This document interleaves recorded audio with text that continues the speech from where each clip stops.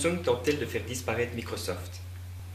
Le secteur bancaire en Belgique arrive-t-il à maturité? Nous retrouverons Pierre Chauvet, directeur du service de mobilité bancaire à Bruxelles, en direct de la Banque nationale. Nous reviendrons sur le drame survenu cet après-midi à Liège, ayant causé la mort d'une personne âgée. Polémique Dieudonné. Le spectacle de l'humoriste est interdit dans plusieurs villes. Nous parlerons aussi du Dakar. L'épreuve a été remportée par les Espagnols pour le plaisir des jeunes et des moins jeunes. Mesdames et messieurs, bonsoir. Bonsoir Vincent. Bonsoir Lionel. C'est à Las Vegas, lors du salon de l'électronique, que Samsung a créé la stupéfaction du grand public. En effet, le géant coréen veut imposer ses tablettes Android dans toutes les entreprises. Reportage de David Kritz et Pierre Kounan. Comme nous vous le disions en titre, Samsung a présenté au Salon d'électronique international de Las Vegas une nouvelle gamme de tablettes Android adaptées aux besoins du monde de l'entreprise avec une suite bureautique et toute nouvelle interface. Ce nouveau produit risque de rentrer en conflit avec Windows 8 de Microsoft, alors qu'auparavant, les deux géants de l'informatique ont toujours entretenu de bonnes relations. Samsung justifie notamment son revirement par le prix exorbitant de la licence Windows, mais aussi par le succès mitigé des produits ATIV sur Windows 8. L'entreprise coréenne espère ainsi trouver un nouveau facteur de croissance. Pourquoi les Belges changent-ils souvent de banque? En 2013, 36 235 Belges ont fait ce choix. Quelles en sont les raisons? C'est ce que nous essaierons d'éclaircir avec Pierre Chauvet, directeur de la mobilité française. Monsieur Chauvet, bonsoir. Bonsoir. Pouvons-nous constater une croissance notable de changement de banque? Il est vrai qu'au cours des 6 premiers mois de l'année, les Belges ont beaucoup changé de banque. Quelle en serait la cause?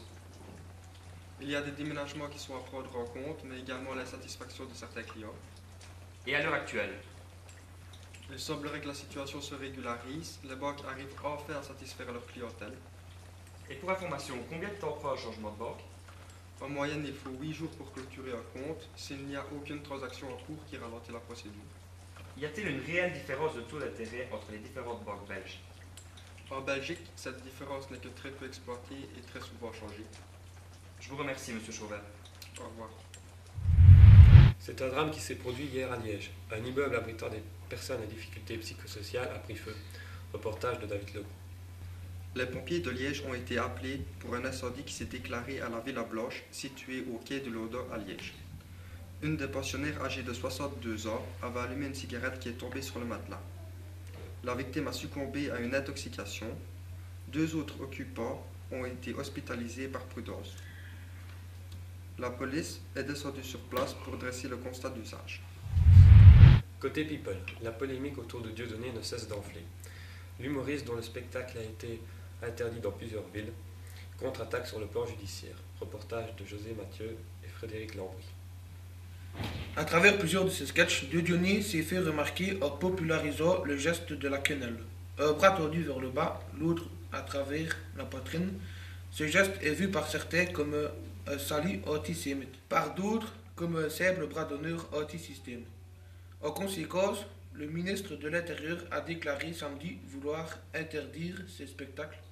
Ce n'était sans compter une riposte de l'humoriste qui maintient que les propos tenus dans ce sketch ne sont qu'un clin d'œil au système français actuel. Il entame ainsi une poursuite judiciaire dans le but de maintenir sa tournée qui devrait démarrer le 9 janvier.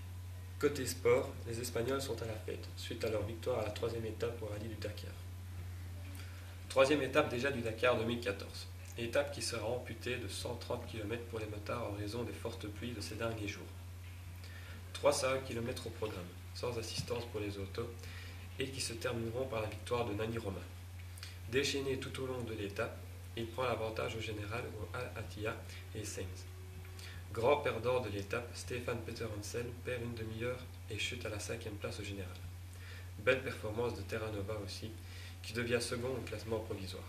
Mesdames, Messieurs, bonsoir. Merci d'avoir suivi cette édition du journal avec nous. Nous nous retrouvons demain à la même heure. Bonsoir Lionel. Bonsoir Vincent.